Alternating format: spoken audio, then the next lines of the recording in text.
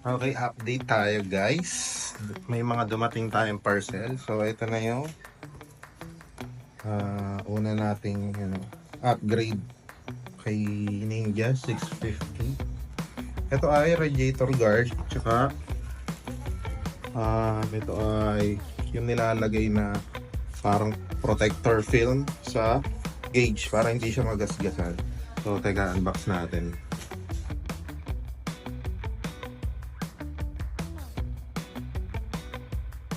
Ito yung itsura no radiator guard. So papatong lang siya doon, tapos okay na.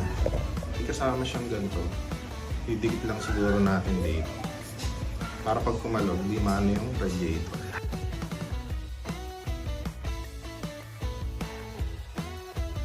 So yan, magkaroon lang dito rubber, tapos kakabit na natin. Itong mga tornilyo na to ay dito siya ilalagay, dito, dito, doon, saka sa baba. So 4 na tornilyo siya. Bali siya ito, para may clip siya, ipapatong nilang dito, gagat nila.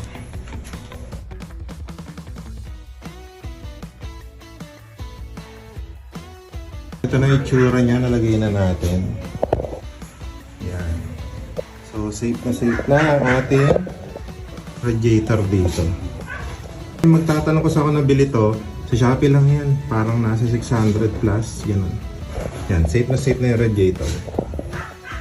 Next upgrade natin yung laminated film dito para hindi siya magasgas. Nandito pa yung plastiko.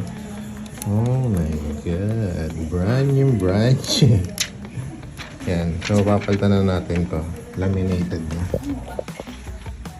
Ito yung nabili natin sa Shopee, parang ano lang parang film lang ng cellphone. Sana maalam ako magkabit.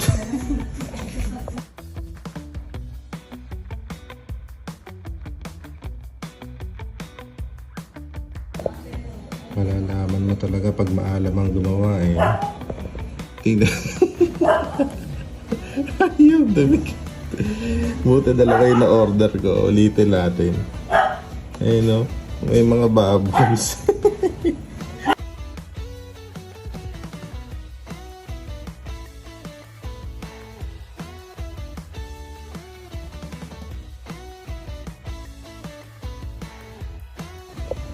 Second attempt, medyo okay na.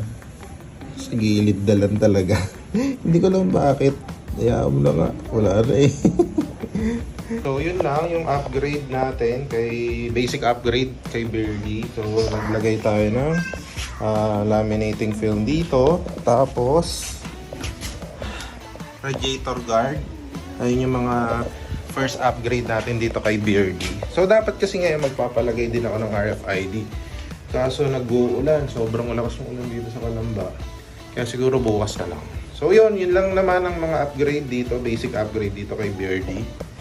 So sa mga next upgrade, samahan nyo ulit ako. Yun lang. Bye! Peace!